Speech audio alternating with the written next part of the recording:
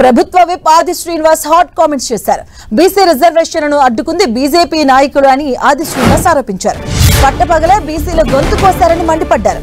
అసెంబ్లీలో బిల్లుకు ఆమోదం తెలిపిన బీజేపీ ఢిల్లీలో కేంద్రం ఆమోదం తెలపకుండా అడ్డుకున్నారని విమర్శించారు. బీజేపీ నాయకులు బీసీ ద్రోహులంటూ వ్యాఖ్యానించారు.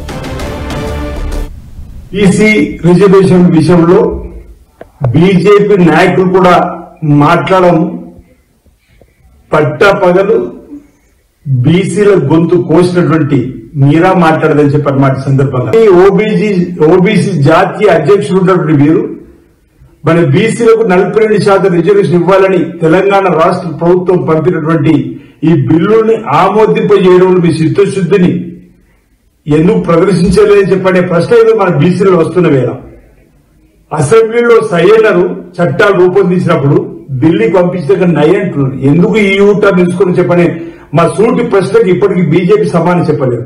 నిజంగా బీజేపీకి బీసీలపైన చిత్తశుద్ధి ఉంటే కేంద్ర ప్రభుత్వపైన ఒత్తిడి తీసుకుని వచ్చి 40% రిజర్వేషన్ ఇవ్వాలని. బీసీలకు తీరని అన్యాయం చేసింది ఏదైనా పార్టీ ఉందంటే అది బీజేపీ అన్నమాట.